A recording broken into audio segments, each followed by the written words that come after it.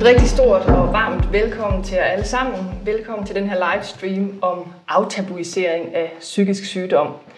Og alle jer, der følger med her i aften, har jo sikkert psykisk sygdom ret tæt inde på livet på den ene eller anden måde. Så I ved alle sammen, hvor ødelæggende psykisk sygdom kan være, og hvor vigtigt det er, at det ikke er et tabu, at vi tør at tale om det. Og en af dem, der i den grad har været med til at tage fat i det her tabu og prøve at sparke gang i en åben debat om psykisk sygdom, det er Peter Øvig, som sidder lige her ved siden af mig, og som er en anerkendt forfatter, prisvindende, dokumentarist, højt begavet, intelligent i hvert fald, og som altså også har lidt af voldsomme depressioner. Så voldsom en dag, at du på et tidspunkt måtte have elektrochok for ligesom at vende tilbage til livet, kan man sige. Og for en 3-4 år siden, der valgte du at gå ud offentligt og fortælle om dine psykiske lidelser. Og det skal du have tusind tak for, og vi kommer selvfølgelig til at høre mere om, hvordan det har været.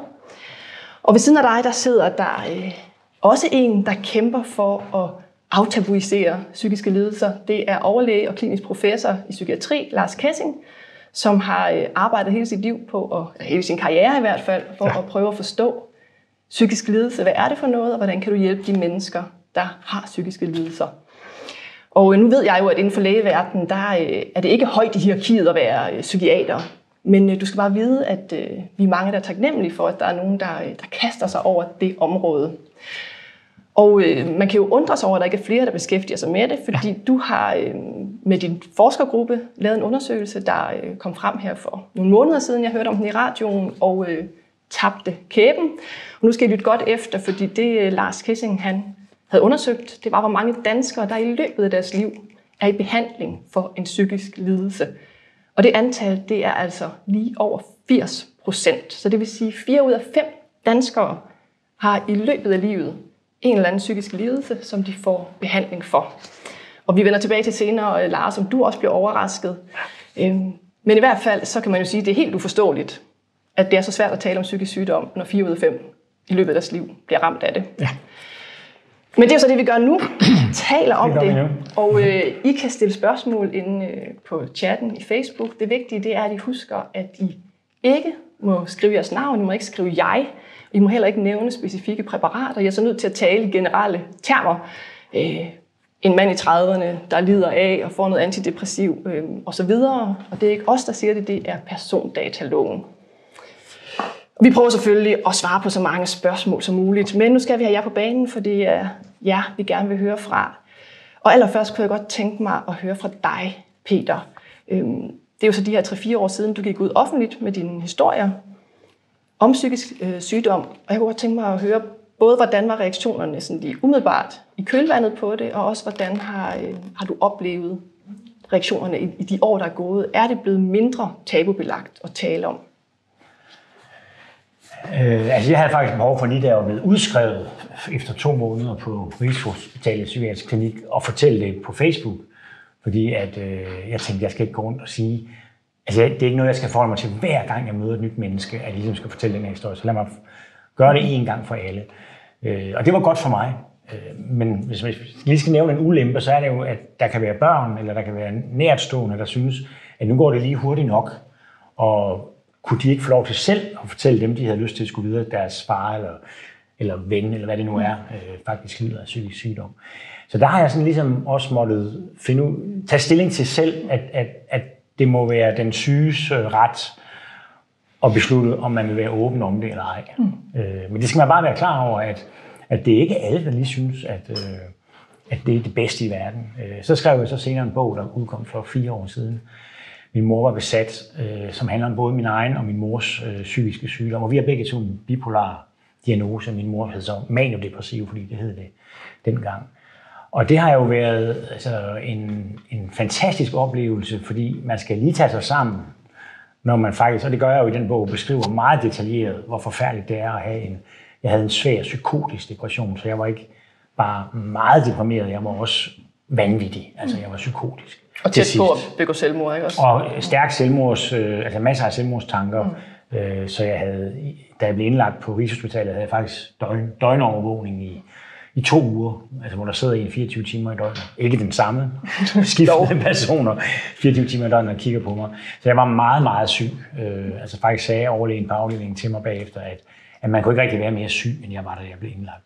Så det er selvfølgelig noget at gå ud og fortælle, at man har været så skør, og været så selvhadsk, og alle de andre ubehagelige ting, som ude af kontrol for sig selv på en eller anden måde. Simpelthen, altså på en måde et andet menneske. Ikke? Altså jeg har jo den oplevelse, at der er et andet væsen, et dæmonisk væsen, der tager over. Det synes jeg om min mor.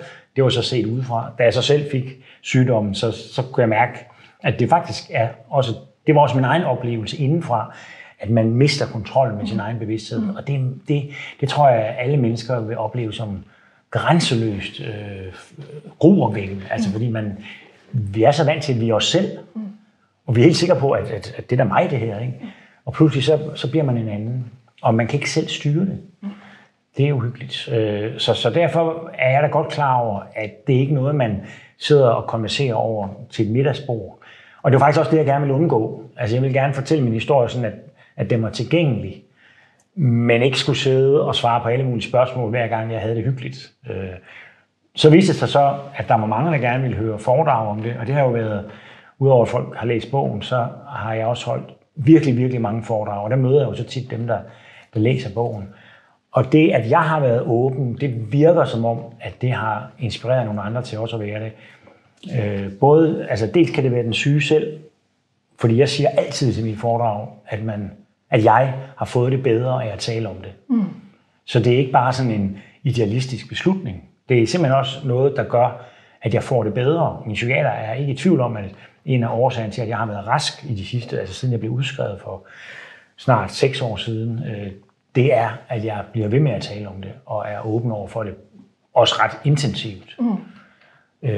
Og det andet er jo så, at det også er en kæmpe lettelse for dem, der er lige rundt omkring en, at man i hvert fald er åben over for dem. Så kan det godt være, at der er et af mine børn eller 2, der synes, at jeg har stået og råbt lidt for højt, om at jeg har været sindssyg ud over bjergene. Ja.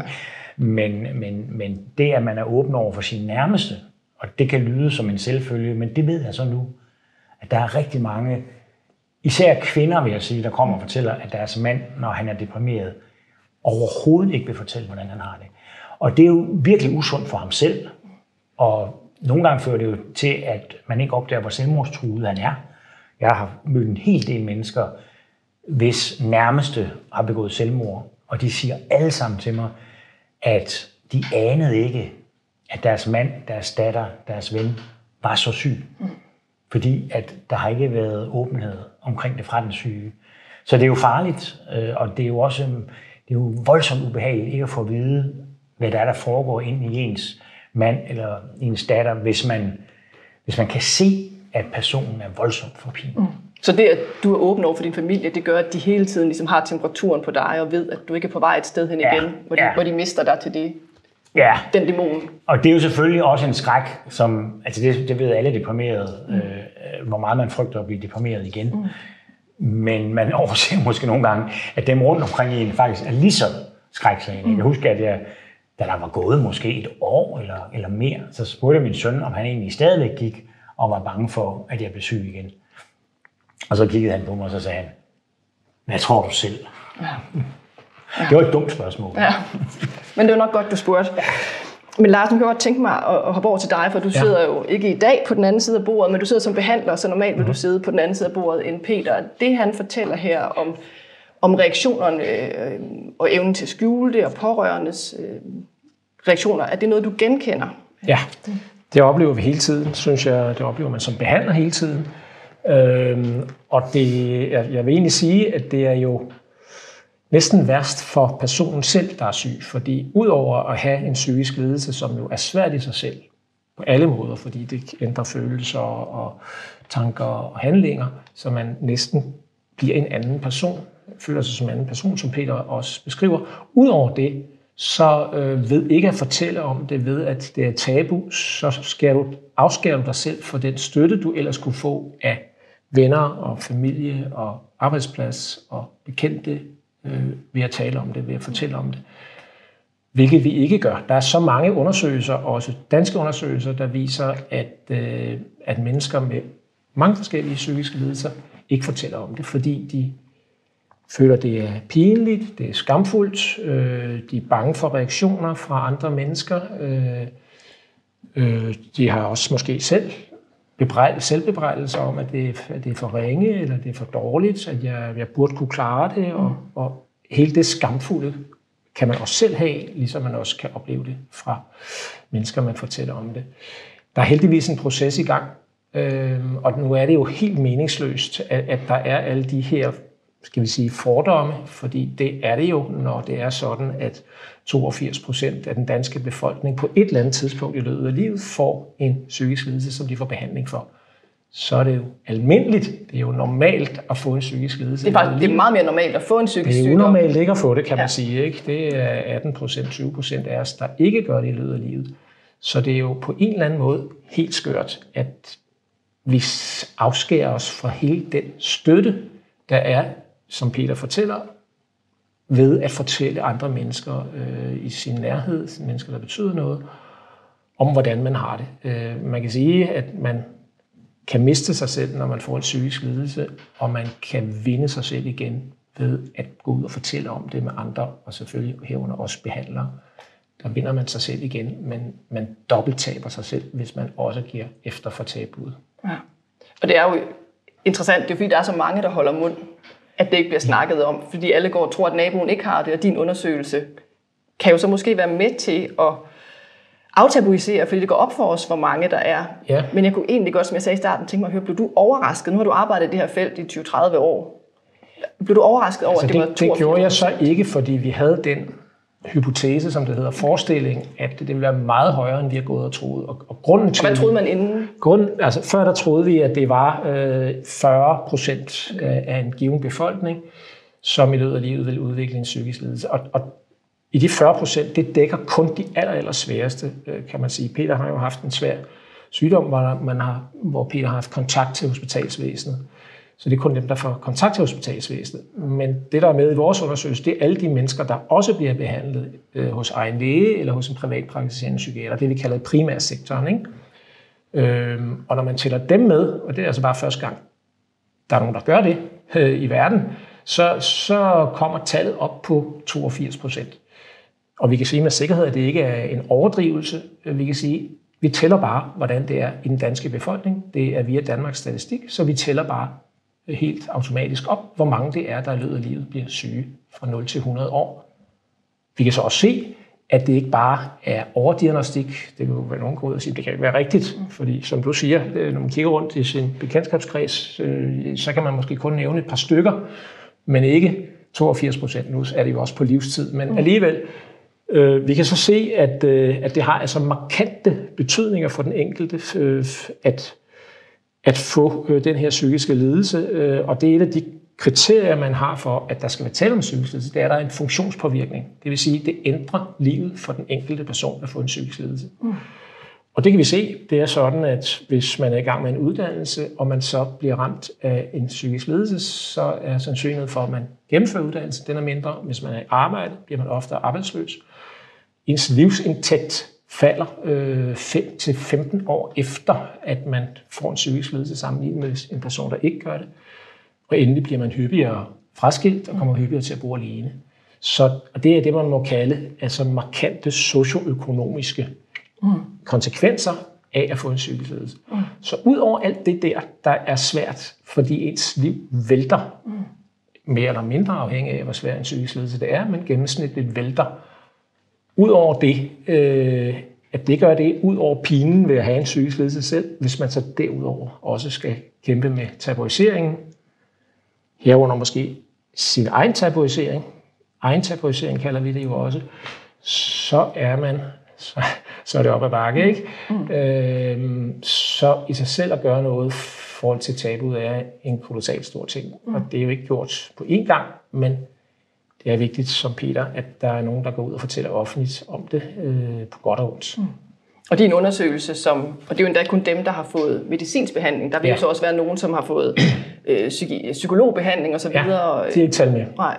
Og så blev jeg også meget overrasket over, at det var faktisk halv mænd, halv kvinder. Endda en lille overrepræsentation af mænd, hvor man måske godt kan gå og have den her idé om det er kvinder. Det er en lille overrepræsentation af kvinder. En lille overrepræsentation af kvinder, okay. Det er lidt hyggeligt hos kvinder at få en psykisk lidelse. Ja, men det er i hvert fald cirka halv. Det er ret ens for de to køn. Men når vi så taler om, nu taler vi psykiske lidelser generelt, i dag er det så måske med lidt ekstra fokus på bipolaritet, som du siger tidligere hed maniodepressivitet. Er der så, nu kan jeg starte med at høre dig, Peter, med din egen oplevelse, er der så en forskel i, om der er nogle psykiske sygdomme, som folk synes er mere tabuiseret, eller hvordan har du oplevet at gå ud, både med meget voldsom depression, og så fortælle, at du er bipolar? Nej, altså jeg synes, at så snart det er en af de der egentlige diagnoser, jeg tror, men det har jeg jo ikke selv erfaring med, at skizofreni måske er en, som de fleste synes er endnu mere alvorlig, og den har også nogle gange en kronisk karakter, hvor vi andre er dog jo raske. Jeg har været rask i 5-6 år. Men jeg synes, at der, hvor man kan mærke, at der går en skillelinje, det er, at nu har vi jo haft et par ministre og politikere, der har været nede med stress. Og det virker som om, at det er ved at blive så acceptabelt, at man ikke finder på en løgnehistorie. Men stress har jo en gråzone, eller det glider over i depression. Ikke? Og nogle gange kan det måske være svært at se, at det her stress, er det en let depression. Men så er det nok en lille smule lettere at sige, at man er stresset. For det betyder jo, at man har et vigtigt arbejde, og man gør en masse, og man arbejder løs, ikke? Og så får man stress, og det er faktisk næsten ikke en sygdom. Og jeg kunne godt overveje, om nogle af de mennesker, der ligesom fortæller på deres arbejdsplads, eller når at de er sygemeldt med stress, om de i virkeligheden har en depression, altså om det er en af de små sådan korrigeringer, man laver. Ikke? For jeg har jo faktisk mødt en del journalister, som kommer ud og interviewer mig om depression, som så fortæller, måske bagefter eller sent i samtalen, at de faktisk også har været indlagt med depression. Og af alle de journalister, jeg har mødt, som faktisk har været, så mange er det heller ikke, men det er alligevel altså overraskende mange, der enten har haft depression, eller endda indlagt med depression, de har ikke fortalt det på deres arbejdsplads. Og hvis journalister ikke, altså hele mit fags grundtanke er, at det hemmeligholdte ligesom skal op i lyset, ikke? Så man må antage, at det også er en grundværdi hos mange journalister. Så det står nok ikke værre til i andre, eller man skulle tro, det stod bedre til blandt journalister. Men der er altså mange, der holder det hemmeligt. Så det siger noget om, hvor heftig tabuiseringen er. Ikke? Når man ikke engang på sin egen arbejdsplads kan fortælle. Og så finder man altså på en eller anden historie om, hvorfor man ikke er der. Måske er man har stresset. Ja. Men det kunne jeg også tænke mig at tage tilbage til dig, Lars, fordi der er jo et eller andet i det med psykisk sygdom, hvor man jo også kan diskutere, giver det overhovedet mening at tale adskilt om fysisk og psykisk sygdom, for vi ved jo i dag, at psykisk sygdom, jamen det er fysiske forandringer, kemiske forandringer inde i hjernen. Så det kan vi måske lige vende tilbage til, men er det rigtigt, eller man kan sige, der er jo den der risiko for, at vi ændrer vores personlighed, som Peter også fortalte i starten, så måske er det ikke så mærkeligt, at der kan være den her frygt for at fortælle det, fordi at man på sin arbejdsplads er bange for, at det kan man nemmere forestille sig, at man kommer tilbage og den samme efter en stressperiode, end man kommer tilbage og den samme efter en depression. Ja. Hvordan ser du det som psykiater? Altså generelt så ændrer man ikke sin personlighed ved at få en psykisk lidelse. Det er rigtigt, at så længe man har den, når man er i en akut svær depression, eller en svær mani, eller en psykose af en eller anden art, at så bliver man jo ændret sådan, så kan det være svært for de pårørende at genkende en måske. Altså de ved jo godt, det er den samme person, men alligevel du er så anderledes. Ikke? Men langt de fleste mennesker kommer ligesom tilbage til sig selv, til deres egen personlighed. Peters personlighed er ikke ændret af at få en bipolar lidelse eller en svær depression. Det er den ikke, det tror jeg, du vil sige. Ikke? Du er den samme. Du er den samme plus lidt mere, fordi du har fået en anden indsigt, en anden fornemmelse af dig selv. Du har været helt ude, hvor følelserne gør rigtig ondt, og hvor tankerne er kaos, og hvor din adfærd måske har undret dig, sådan set i bagspejlet. Ikke? Så du har været betydeligt anderledes, og det kan man jo lære rigtig meget af, særligt hvis man også går ud og fortæller andre end kun lige sin behandler om det. Det er jo noget, vi som behandlere oplever hele tiden, fordi det er noget, vi spørger om selvfølgelig. Hvordan har du fortalt dit netværk? Hvem ved det? Vi har jo altid pårørende med ind til samtaler. Nu taler jeg om hospitalspsykiatrien. Altid pårørende med ind til samtaler altså psykoedukere og fortæller de pårørende, ligesom patienten, hvad er det, der er sket, og er det en psykisk lidelse, og hvad kan man gøre, og så videre, ikke? Og der spørger vi så også, hvad har du fortalt til jeres voksne børn, eller også sågar til mindre børn, og hvis der er mindre børn, skal de helst med ind til børnesamtale, hvor der også er socialrådgiver og psykologer, som særligt har med børn at gøre, og i deres sprog kan fortælle om det her, for at det ikke skal skabe angst og misforståelser og fordomme. Men psykiatrien kan ikke gøre det alene. Det er noget, der skal ændres generelt i befolkningen, ikke mindst når det nu viser sig, at det er så mange. Det er også alle sammen, næsten alle sammen, der på et eller andet tidspunkt får en psykisk lidelse, som vi får behandling for. Så er det jo langt hyppigere, end vi har gået og troet. Det er jo, altså, ligesom vi siger, man kan jo sige, vi får alle sammen en fysisk sygdom på et eller andet tidspunkt. Vi får alle sammen på et tidspunkt en hjertesygdom, eller kræft, eller gigtsygdom, eller sukkersygdom. Vi dør af et eller andet fysisk sygdom på et tidspunkt. Og nu viser det sig også, at vi får altså også næsten alle sammen en psykisk lidelse på et eller andet tidspunkt. I og for sig ikke mærkeligt, og som du siger, det er ikke mærkeligt, fordi psykisk lidelse udspiller sig jo i hjernen i høj grad. Og det skulle jo være meget mærkeligt, hvis hjernen, som er det mest komplicerede organ overhovedet, vi har, mennesket har, hvis det skulle være et af de organer, hvor der ikke udspiller sig sygdomme. Så på den måde er det heller ikke, når du spørger mig, overrasker mig. Nej, det gør det sådan set ikke. Vi taler om livstid. Det er ikke mærkeligt, at hjernesygdomme også kommer hyppigt med alderen.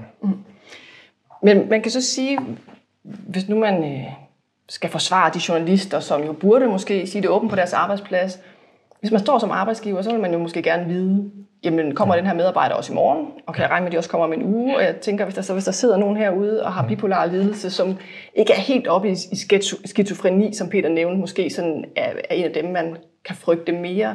Men bipolaritet har også været knyttet til skam og skyld og frygt, og der er også nogen, der i deres maniske perioder har svært ved at passe deres job, så kan de have deres depressive perioder, hvor det også kan være svært. Hvad pokker, har du et godt råd til, hvordan man kan tage samtalen? Eller? Ja, først skal man lige finde ud af selv, hvordan man har det med at have en bipolar lidelse, eller også skizofreni for den sags skyld. Masser af mennesker kommer sig af skizofreni også i dag med moderne behandlinger, så det er langt bedre prognose, end vi har gået og troet før i tiden. Så du kommer der alle psykiske lidelser, også af skizofreni. Og man skal snakke det igennem med sin familie, de nære, måske med en god ven, eller så mange som muligt, og så skal man ret hurtigt bede om en samtale med sin chef eller sin overordnede, og prøve at være åben om det her, og de ved jo måske, at man har været sygemeldt, og har jo også en fornemmelse af, hvad det handlede om. Og så sige, at man får en masse støtte fra behandlere, og man er åben om det og fortæller om de forskellige sammenhæng, og jeg er mig selv, som du kan mærke. Og tage den snak. Og det kræver selvfølgelig lidt overskud og noget energi at kunne gøre det, men det giver også en masse ro, det giver en afslapning, og det er sådan, tror jeg, vi har i psykiatrien, vi siger jo det her ofte til vores patienter, det er meget sjældent, at vi hører om negative reaktioner fra arbejdsgivers side eller fra chefers side. Det sker selvfølgelig, men det er sjældent. Det bliver for det meste taget imod med kyshånd, fordi det var rart at høre den forklaring, og jeg kan jo høre, at du dig selv, og skulle der komme psykisk lidelse tilbage, er det i orden, at vi siger til dig, at vi synes, at det er som om, du ikke arbejder helt så effektivt, eller det er som om, at du møder senere, eller hvad det nu er. At have en åben snak om det, så er det også meget nemmere for chefen eller for de overordnede. Så lidt ligesom Peter egentlig nævnte med sin familie, at det er rart for dem, der er en åbenhed, for så har de hele tiden temperaturen på, hvor du ligger. Det er rum. Det er rart for alle. For arbejdsgiver, for venner, for den tætte familie, for bekendte. Og for dig selv, ikke mindst. Og ikke mindst for dig selv. Altså, man vinder sig selv ved at gøre det her. Man kan måske sige, at lige her kunne man ønske en revolution fra oven. Altså revolutioner kommer jo tit fra neden. Ja. Men altså, jeg tror, at meget ville være nemmere, hvis nogle departementschefer og nogle administrerende direktører og nogle professorer og nogle af dem, vi normalt hører til i toppen af samfundet, de fortalte, at de havde haft en psykisk lidelse. De har måske endda advokater, nogle af de der har de mere... Ja. De havde måske endda været indlagt, og de har vendt tilbage, og nu passer de deres arbejde igen. Og de eksempler findes jo. Det har lærerne på Rigshospitalet jo fortalt mig, uden at nævne navn. Der er også mennesker, altså der er også advokater og professorer og alle mulige andre, der er åbne om det. Men det er nok rigtigt, at det er ligesom om, at de fleste af dem, der har været meget åbne omkring det indtil nu, har været kunstnere, musikere, skuespillere. Politikere har også været. Og så er politikerne begyndt i hvert fald med stress. Og før i tiden har der også været politikere fremme og fortælle om deres bipolare lidelse. Ja. Og andre har gjort men nogle af de der altså topchefer, også i det private erhvervsliv, kunne vi godt bruge, at nogle af dem turer. En eller anden Mærsk-chef, der turde sige. En Mærsk-chef, fordi så er det ligesom, at det siver ned igennem systemet, at okay, hvis cheferne kan have psykisk lidelse og vende tilbage og passe deres ansvarsfulde job i samfundet, så bliver det nemmere for alle dem, som er deres ansatte, også at være åbne omkring det. Så det kunne man virkelig ønske, at der var nogle flere af dem, der turer. Og jeg synes jo egentlig ikke, det behøvede at koste dem så meget. Og eksemplerne er der. Og blandt andet har de jo været indlagt på Rigshospitalet, fordi det sted, hvis man er i København, så vil man gerne derhen. Og der er sikkert nogle af de her mere magtfulde personer, der gennem tiden er lykkedes at komme ind på Rigshospitalets psykiatriske afdeling, da den stadigvæk eksisterede. Men det er jo nok den her frygt for på en eller anden måde at virke svag af nogle af de job, vi snakker om, politikere, eller topadvokater, topdirektører. Der er der nok den der frygt for, at man bliver set som bare en lille smule svag, at så bliver man set som mindre værd. Det er måske meget deres egen frygt, og derfor kunne jeg egentlig godt tænke mig at høre dig. Nu nævnte du det her med, at du sagde, at du lagde det ud på Facebook, og du skrev en bog, så du slap for at tale ind over middagsbordet hele tiden. Men slipper du for det? Føler du, at folk ser på dig på en anden måde? Kommer der lige det der blik, sådan, vi skal også passe lidt på ham, han skal pakke lidt ind i vat? Ser de dig som svag, eller stadigvæk som syg, oplever du? Altså, jeg føler mig, men jeg kan jo ikke helt vide, hvor meget det er en lille paranoia, men altså, jeg føler, at der er mange mennesker, der sådan kigger på mig. Fordi nu ved, altså, næsten alle mennesker, jeg møder i det daglige, eller til fester, og så videre, de ved godt, at jeg har været alvorligt psykisk syg og været indlagt. Fordi det har jeg efterhånden fortalt så mange forskellige steder. Så de kigger lidt, altså, er han nu den samme, som ham vi kendte før? Eller er der et eller andet sted, hvor man faktisk godt kan mærke, at den her person er psykisk syg? Og det er jeg jo ikke, når ikke jeg har et anfald af depression, så er jeg jo ikke syg. Altså, det er også noget, der nogle gange kan være lidt svært, fordi at jeg har jo en diagnose, som man vil godt kan sige er kronisk, ikke? Altså bipolar er vel en kronisk lidelse, ikke? Så er jeg hele tiden psykisk syg, eller hvad? Nej, det er jeg jo ikke. Jeg er jo ikke psykisk syg lige nu. Du er ikke bipolar, du har en bipolar lidelse. Jeg har en bipolar lidelse, som en gang imellem forhåbentlig aldrig igen slår ud. I mit tilfælde er det depression. Og du er stadig medicineret, vil jeg bare lige nævne, uden at nævne præparater. Så får du medicin. Ja, jeg får medicin, som jo muligvis kan være det, der gør, at jeg ikke har været syg i 5-6 år. Men det er klart, at man får det der blik. Jeg har lige prøvet det i dag, hvor jeg var til en reception, hvor der var flere, der spørger mig sådan lidt mere inderligt, hvordan jeg har det. Og det er tydeligt, at folk bliver glade, når jeg fortæller, at jeg har det godt.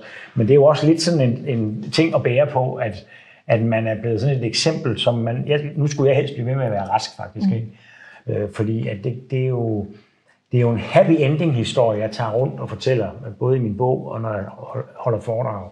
Fordi at jeg går så frygtelig meget modbydeligt igennem, men jeg ender faktisk med at være rask. Og det kan de jo se. Jeg står på scenen og fortæller, og det er tydeligt, at jeg har energi, og jeg fejler ikke noget. Og det tror jeg, at der er andre end mig selv og min familie, der vil blive lidt kede af, hvis ikke det bliver ved på den måde. Ja. Men så det er okay, at der er nogen, der lige kigger dig lidt dybere i øjnene? Det synes jeg. Jeg har taget den her på mig, og jeg synes jo, at det er en kæmpe gave til mig at fortælle om det, og jeg er ikke blevet træt af det endnu, selvom jeg har snakket om det i 5 år. Og jeg ser ingen tegn, det har jeg prøvet med andre bøger, der bliver man træt af efter et par år og står og tale om. Men jeg ser ingen tegn på, at jeg bliver træt her, og det er jo fordi, det er en dialog med nogle mennesker. Selvom jeg står og fortæller, så er jeg allerede der i dialog med nogle andre menneskers følelser. Og jeg betinger mig altid, at halvdelen af tiden, der skal jeg være i reel samtaler og dialog med de mennesker. Så det er jo sundhedsbevarende for mig selv, tror både jeg og min psykiater. Men det er også en gave at få al den respons, der handler om, at det her betyder faktisk noget for folk. Du hjælper mennesker med det, du gør. Jeg får breve hele tiden og henvendelser efter foredrag, som er, at det der vidste de ikke, og nu ved de det. Og det betyder noget for dem enten som pårørende, eller som en, der selv har en tilsvarende lidelse.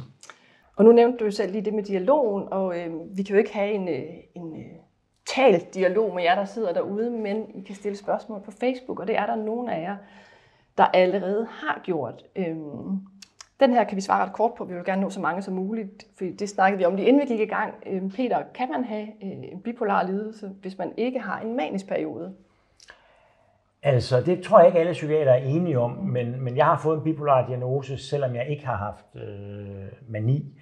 Og det er fordi, at lægerne på Rigshospitalet mente, at jeg havde så meget energi, så der var ligesom ikke, altså så meget energi havde de ikke set hos nogen, der led af så alvorlige depressioner. Så alle de bøger, du kunne skrive, selvom du ikke var manisk? Jeg var meget produktiv og kreativ og fik meget fra hånden, så derfor måtte der være et element af noget energi i den anden ende af den her meget, meget dybe depression. Er du enig helt kort? Ja, det er jeg helt enig med Peter i og behandlerne med.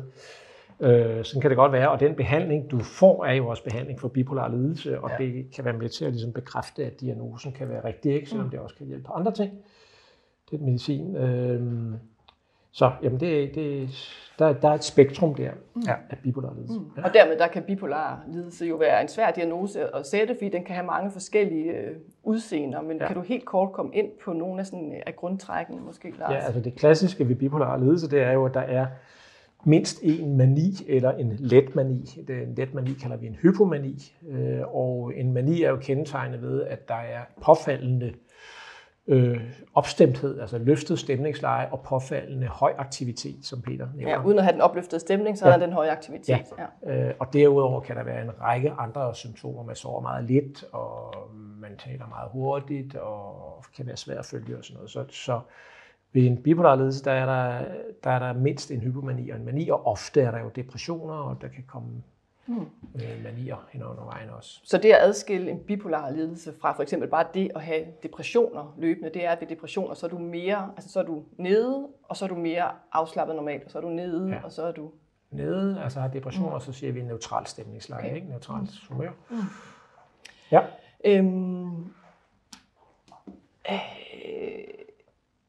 At føle sig ensom og være bipolar er meget svært, er der en, der skriver. Hvad kan man få af hjælp? Og den tænker jeg, vi lige starter med dig, Lars. Ja, altså man kan få hjælp på mange måder, og nu når vi taler om tabuisering, så kan det jo også være, at man så småt kan begynde at fortælle nogle andre, som man holder af, om at man har en bipolar lidelse. Det kan være familie, det kan være bekendte, det kan være arbejdsplads, og udover det, så er der jo patientforeninger, som der er Depressionsforeningen, hvor mennesker med bipolar lidelse også hører til og kommer, hvor der er mange grupper og mange forskellige aktiviteter, sommerlejre osv., så der er mulighed for at bryde ensomheden, også hvis man ikke lige har nogen at gå til. Men jeg tror, at de fleste mennesker, og det er vores erfaring, at de fleste mennesker har jo alligevel nogen, som i deres omgangskreds, noget familie, det kan være lidt, måske en tante, som man ikke har set, men opsøg vedkommende og fortæl om det her. Det er rart også, at der er nogen inden for familien, der kender til det. Og også, det kan være en mere fjern ven, hvis ikke man lige har en, man synes, man kan fortælle om det. Altså i sig selv at gå i gang med det, i det liv, man nu har, det kan man komme ret langt med. Og så derefter kan man jo selvfølgelig prøve nye ting. Altså opsøge Depressionsforeningen, opsøge nogle hobbyer eller sport, eller hvad det er. Og der måske være lidt åben om det. Fordi men det der også kan ske, vel, hvis man er især i den depressive fase, det er vel, at man får de her tanker om, at man ikke er noget værd, og der ikke er nogen, der kan lide en, som jo ligesom er fejltanker, som ikke er den reelle sandhed. Så derfor kan man jo også, når man... Det er selvfølgelig ekstra svært i en depression at gøre de her ting her, og det er derfor, man jo helst skal gøre sådan nogle ting, tage sådan nogle initiativer, når man har det lidt bedre, altså i en neutral fase. Så man også har lidt at forebygge med, altså hvis man skulle gå hen og blive deprimeret igen. Ikke? Det er klart, at der er meget mere, man kan gøre, når man er i den lette fase af en depression, end når man er røget ned i den, altså som jeg endte med, en psykotisk fase. For der er man jo vanvittig, og der har man nogle tanker omkring sine nærmeste, som er altså fuldstændig forelsket. Og der er det altså svært. Altså ligesom paranoid, at man tror... Jeg var paranoid, psykotisk, og troede, at min kæreste allerede havde forladt mig og havde fundet en anden og sådan noget. Så i den fase er der ikke så meget, man kan stille op, andet end at sørge for at blive indlagt. Jeg synes selv, jeg blev Det kan jeg se nu bagefter.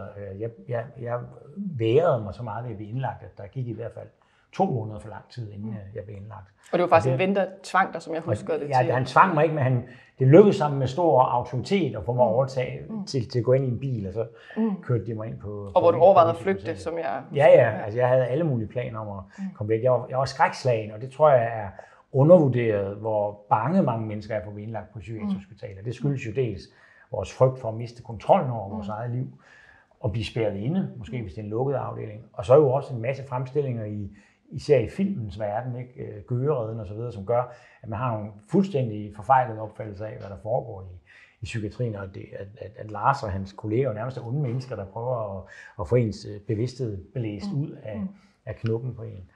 Men til gengæld, så dernede, der må man ligesom, der kan man ikke engang måske selv sørge for at blive indlagt. Altså der er det ens nærmeste, der må sørge for, at man bliver indlagt. Og det er meget sværere, end man tror, at få taget den beslutning og få den omsat i virkelighed. Men dit råd er, at man skal faktisk gøre det? Man skal, altså jeg har den, efter selv at have været der og vide, hvor tæt man er på selvmordet, så har jeg det sådan, at folk, der er altså alvorligt deprimerede, dem skal man tvinge i behandling. Altså man skal faktisk tvinge dem ind på det hospitalet, hvis ikke selv de vil derind, og så skal man tvangsbehandle dem. Fordi at jeg havde jo, altså her bagefter er jeg jo lykkelig over, at jeg ikke begik selvmord. Ikke? Det er jo en del af sygdommen, og derfor skal den også behandles med hård hånd, om jeg så må sige. Men min pointe var egentlig også, at derfor det der med at være åben, og alle de andre sunde og kloge ting, man kan gøre i forhold til sin sygdom, det er jo altså i de lettere faser, altså det er selvfølgelig, når man er rask, men også i de lettere faser, kan man stadigvæk gøre meget, som også handler om motion og sund kost, og holde nu op med at drikke alkohol og sådan noget. Og også begynde at fortælle folk, at man faktisk har fået en depression. Altså så det er noget, man ikke skal i gang med, når man er alvorligt syg. Det er der, hvor man stadigvæk har sin egen viljeskraft, ikke?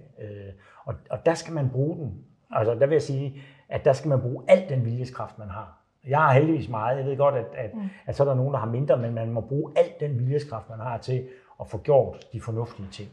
Og lade være med at gøre de ufornuftige. Ja. Altså, fordi jeg møder jo også ægtefæller, for eksempel, der fortæller, at deres mand nægtede at blive indlagt, og så gav han sig til at drikke i stedet for. Ja. Og det endte med skilsmisse, og hans børn vil ikke længere se ham.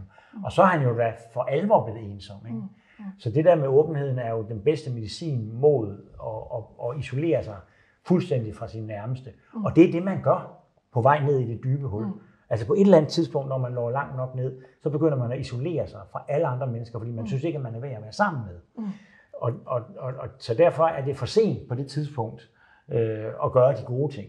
Altså dem skal man ligesom sørge for at få gjort tidligt, og så kan det ordentligt være, at nogle af de gode ting, man gør, de også gør, at man slipper med en let depression.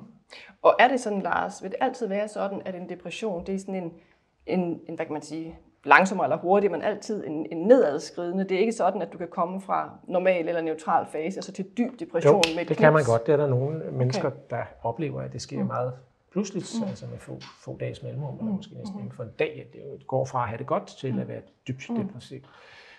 Det klassiske er, at det tager lidt mere tid. Jeg kan godt tænke mig at tilføje til det, du siger, Peter, fordi det er, altså, at der jo også netop er mange fordomme i forhold til psykiatrisk behandling eller psykiatrisk hjælp. Og du skriver jo meget ærligt om det i din bog, hvordan du faktisk kæmpede imod at komme hen på en psykiatrisk afdeling, selvom alle dine venner og hele din familie sagde, det er det, du har brug for. Du kæmpede af alle kræfter mod det, ikke? Og det er jo også en fordom. Fordi du siger selv, at du har oplevet, hvor meget hjælp du kan få. Og den fordom har jo fyldt. Altså, der har jo været journalister, der har elsket de her historier i medierne. Ja, under mig selv. Herunder dig selv, der har elsket at fortælle om, hvor ond psykiatrien er, og hvordan lægerne kun giver elektrochok, og hvordan vi ikke forstår mennesker. Og det har ingen gang på. Det har ikke noget med virkeligheden at gøre. Vi er jo mennesker, og selvfølgelig sker der fejl i psykiatrien, som der gør i andre steder, men vi er der for at hjælpe mennesker, og vi hjælper jo mennesker hver dag. Rigtig mange mennesker. Jeg tror, der er et dybere element, end det er jeg er enig med dig i det med fordommen. Ja. Men jeg tror desværre også, at der er sådan et mere, måske kunne man sige, arketypisk element, som er en angst for at miste kontrol. Selvfølgelig. Den forbinder vi med en lukket afdeling. Ikke? Altså det er, når man har mistet kontrollen. Så næst efter at dø, så frygter vi allermest at blive sindssyge, fordi så mister vi også os selv. Ikke? Så det er jo selvfølgelig rigtigt, og det bliver så måske indimellem projiceret over på behandlingsstederne, fordi nogen skal jo være de onde, og det er vi godt klar over, men der er også noget med mediebilledet og folkefortællingen, som heldigvis begynder at ændre sig de senere år, også måske med din bogs hjælp, at man kan få hjælp. Og det er jo rigtig vigtigt at vide det, også når man har det svært, at man får hjælp, at man kan altid komme sig en psykisk lidelse, vi kan altid hjælpe, og når det er så svært, så er det på hospitalet, så kan vi så altid hjælpe, ikke? Og nogle gange er det kan altid blive bedre. Det kan altid blive bedre, ikke? Det ved vi fra klinisk hverdag, kan vi sige, ikke? Men det, der også er så stærkt i din fortælling, Peter, det synes jeg netop er, at du har været så meget modstander i psykiatrien, og så har oplevet, hvor meget den hjalp dig, og det gør jo, at du har en meget stærk, troværdig fortælling, synes jeg. Og der er så 2 spørgsmål her, jeg godt kunne tænke mig at slå sammen, fordi jeg håber, at I har lyst til at blive hængende. Jeg har aftalt med både Peter og Lars, at de godt vil blive hængende lidt mere indtil klokken 8, og ellers så kan I jo bare hoppe af. Men der er et spørgsmål her, 2, der handler om pårørende. Og den ene er omkring det her med, at de pårørende, som måske dækker over den syge for at skærme og beskytte, og der måske ikke er nok fokus på, hvor svært det faktisk er at være pårørende, og hvor stor en forskel de kan gøre, de pårørende, så man faktisk har brug for også at tale mere om deres rolle. Og den anden er så, at en af årsagerne til, at det måske kan være svært for pårørende, det er, at der er en, der skriver, at det ikke er almindeligt, at mange med bipolar lidelse ikke har nogen sygdomserkendelse. Er det rigtigt, at der er mange, der ikke vil erkende deres sygdom? Ja, det er det jo.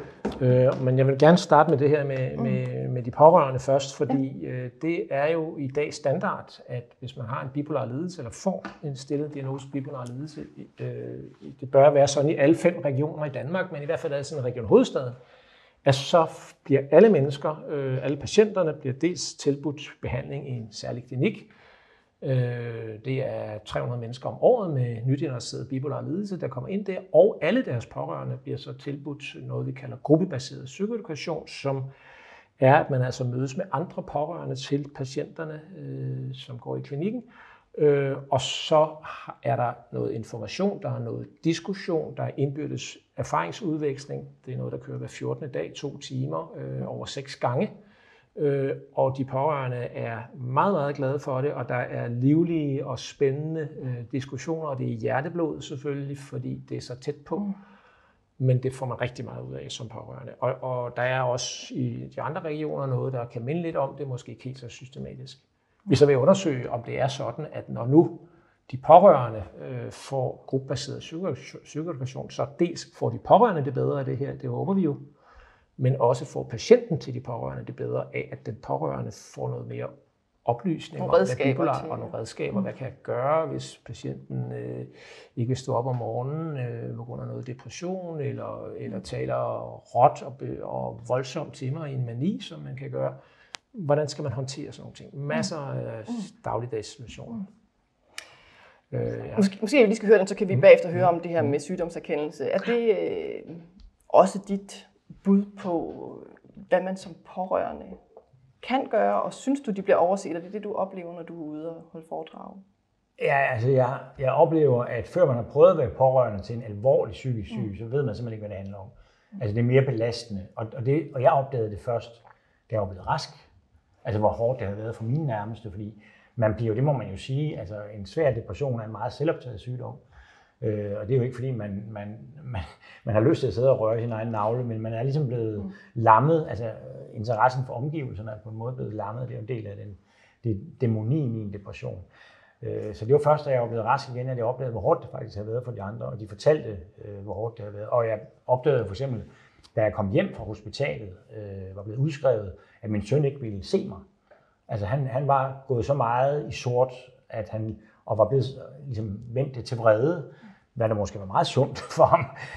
Men han var vred på mig over, at jeg havde lavet mig indlægge.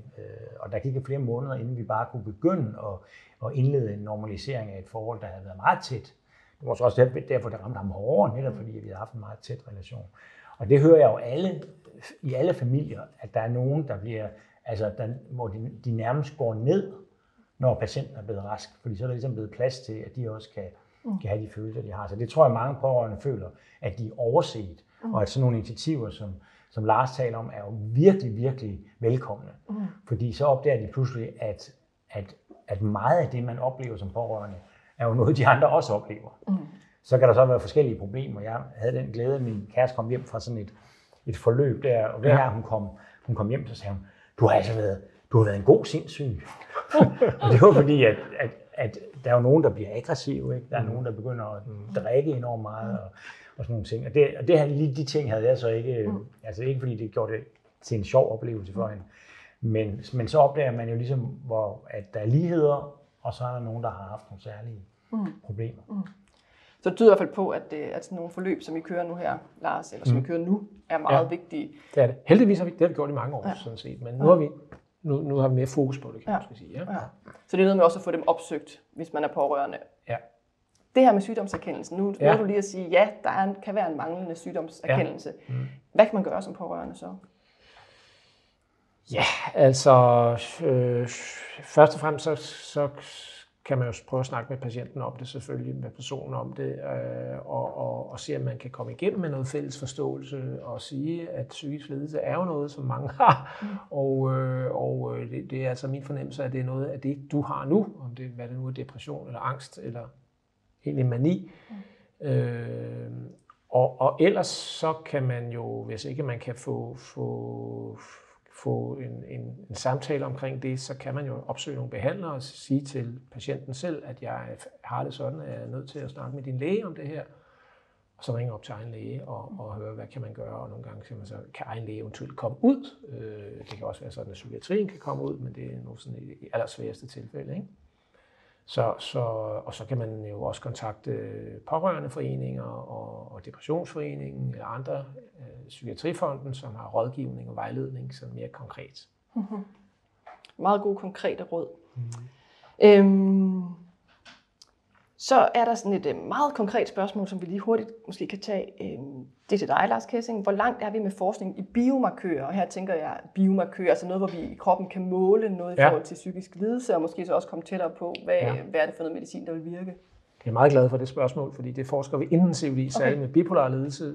Et studie, vi kalder Bipolar Illness Onset, hvor vi følger rigtig mange mennesker og tager blodprøver og hårprøver og spytprøver og en masse andre prøver for at prøve at finde ud af, hvad skelner mennesker med bipolar lidelse for raske, og hvad er det hos nogle slægtninge, som jo er øget risiko for at få bipolar lidelse, hvad er det for nogle biologiske ting, der gør, at nogen udvikler bipolar lidelse, eller depression, eller skizofreni, eller angst.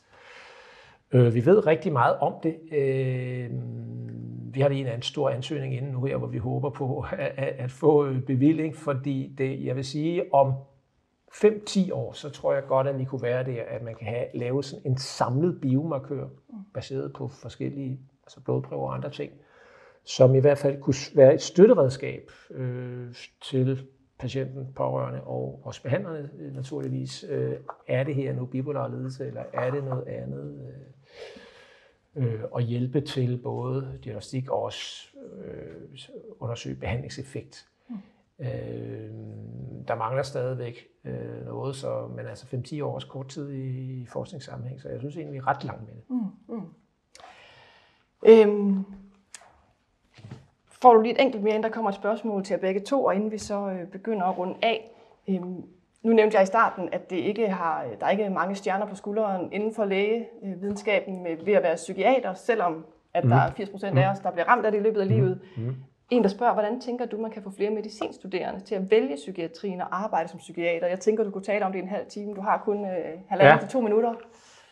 Ja, altså jeg synes i sig selv, man kan måske sige, netop den her undersøgelse, som peger på, at 82% af os på et eller andet tidspunkt får en psykisk lidelse i løbet af livet, illustrerer jo, at der er et kæmpe behov for hjælp for behandlere, også for læger, inden for psykiatrien, ligesom der er inden for alle de fysiske sygdomme.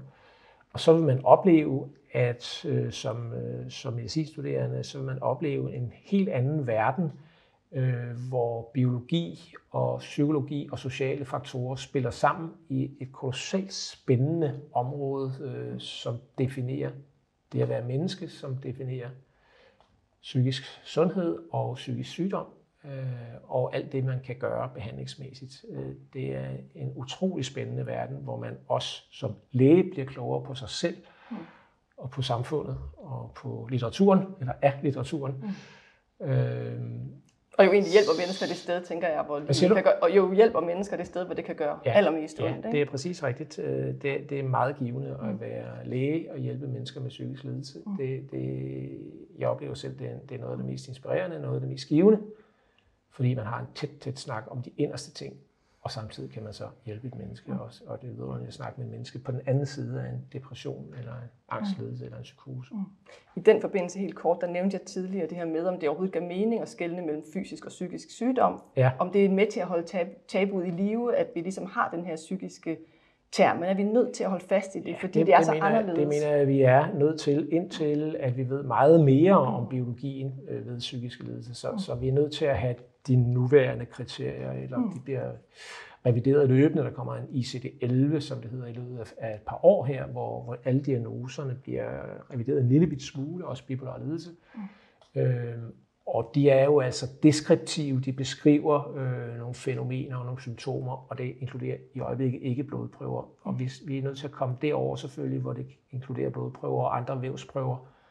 Men indtil da, så er man nødt til at have den der adskillelse, og man kan sige, ligesom der også er neurologiske sygdomme, de er også defineret mange gange fra nogle symptomer, noget adfærd. Der er man heller ikke lige blodprøver, man har nogle gange nogle scanninger, som kan pege på noget, men det har vi nu også i psykiatrien. Så på den måde, neurologi og psykiatri ikke så forskelligt. Ja. Og så vil jeg gerne her de sidste minutter have, at vi ligesom runder af, også der er en, der spørger lidt ind til, er der måder, hvor vi kan fremme det positive i psykiatrien og skabe håb for både patienter, men også for de ansatte? Peter, har du sådan fra egen... Jamen, det er jo gået op for mig, og det er jo blandt andet på reaktioner fra psykiatrien og fra psykiaterne, at der er ikke særlig mange, på grund af tabuiseringen, så er der jo ikke særlig mange mennesker, der fortæller om deres psykiske sygdom, og specielt ikke i offentligheden. Og det betyder, at de historier, vi hører om psykiatrien, er jo tit i nogle tilfælde, hvor nogle patienter beklager sig over, at det er gået skidt. Fordi det gør det selvfølgelig inden for psykiatrien, som det gør inden for alle mulige andre lægefag. Så de historier om, at man faktisk har været alvorligt psykisk syg, og så, som i mit tilfælde, er blevet helbredt meget hurtigt. De historier hører man jo stort set ikke. Og det er da for eksempel påfaldende, at jeg har levet i 55 år, inden jeg bliver indlagt, og på det tidspunkt har jeg aldrig hørt om, at et menneske er blevet helbredt ved hjælp af ECT eller elektrochok, som jeg kalder det. Min mor fik det, og hun blev ikke helbredt.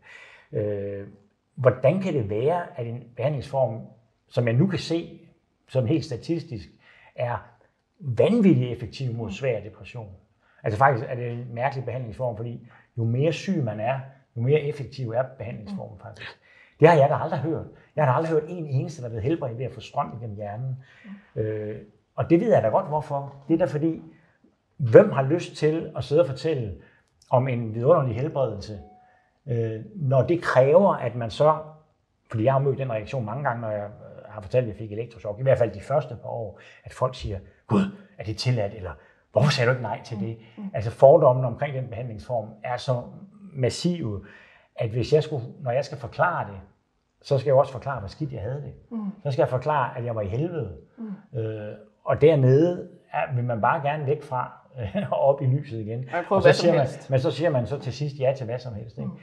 Så når vi ikke hører om de der helbredelser, de positive historier fra psykiatrien, så er det jo fordi, at tabuiseringen gør, at vi ikke har lyst til at fortælle, at vi har været syge. Og hvis ikke man fortæller, at man har været syg, jamen så er der ikke nogen helbredelseshistorier at berette om, hverken til middagsselskaberne eller ude i offentligheden. Så det gør det jo rigtig, rigtig svært. Så det er endnu et godt, hvad kan man sige, endnu en vigtig brik i, at vi er nødt til at få aftabuiseret det. Ja, fordi det er jo meget, meget uheldigt, at mange mennesker ikke tør at lade sig indlægge. Jeg har fået flere breve fra mennesker, der har sagt ja til elektrochok, fordi de har læst min bog, og så blev syge, og så turde sige ja til det. De har sagt, det ville jeg blandt andet en læge faktisk her forleden dag. Hun skrev, det ville jeg aldrig have sagt ja til. Men nu var hun altså faktisk lige blevet helbredt. Ikke? Og det er meget rørende. Altså det er jo også rørende. Det er meget rørende. Det er meget rørende, ja. Har du noget at tilføje, Lars, i forhold til, hvordan vi kan komme ud med de positive historier? Jamen, jeg synes, det er rigtigt. Vi mangler nogle flere Peter Øvig-historier. Nogle flere som dig, som går ud og fortæller om det. Man kan sige, altså, Altså Depressionsforeningen har, synes jeg, altså de har en meget balanceret tilgang til det.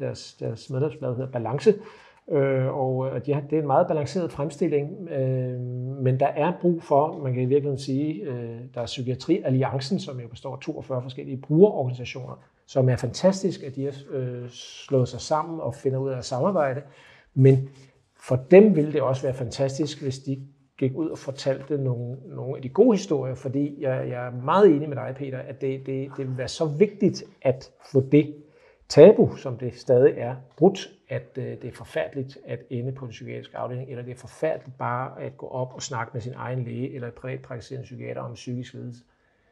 Det er bare menneskeligt. Det er 82% af os, der gør det. Det er at være mennesker at gøre det. Der er ikke noget forfærdeligt ved det.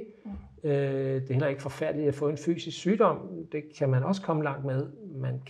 Man kan blive helbredt af mange ting, og man kan, og ikke om ikke andet, leve med det. Finde ud af at leve meget bedre, end hvis ikke man fortæller om det. Ikke? Det synes jeg var nogle rigtig gode ord at slutte med. Jeg vil lige sådan rent praktisk nævne, at det her arrangement, hele det her bipolare balance, er sat i søen af medicinalfirmaet Teva. Det er så også dem, der har været samarbejdspartner omkring det her arrangement. Den her livestream kan I gå ind og se efterfølgende igen, hvis ikke I fik det hele med, eller hvis I har lyst til at vise den til nogle bekendte, nogle pårørende. Og så synes jeg jo, at det har været meget berigende og betryggende at høre, både at der trods alt er sket lidt med aftabuiseringen. Jeg tænker selvfølgelig din historie, hvor du stadigvæk bliver inviteret til foredrag, din nylige undersøgelse, der viser, at det er 82% af os, da jeg gik herhen og kom med det offentlige, gik igennem et stort butikscenter, så pludselig begyndte jeg at kigge rundt og tænke, det er 4 ud af 5. Og det gjorde faktisk, at jeg tænkte, jamen, så burde det jo ikke være så tabubelagt. Så jeg tror, at den undersøgelse også kan være med til at aftabuisere. Og så som Lars har sagt flere gange, og Peter er et vidne på, det er, at man kan altid få det bedre. Så hvis man sidder lige nu og har det rigtig skidt, og det er mørkt, og alle de her fejltanker, man kan have, som jo ikke er sandheden, så skal man vide, som Lars også har sagt flere gange, at man kan altid få det bedre. Så jeg vil selvfølgelig bare sige tak, fordi I har fulgt med. Håber, I vil være med til at gå ud og afhjælpe den her tabuisering, skabe åbenhed om psykisk sygdom, og så håber jeg bare, at I har en rigtig god aften.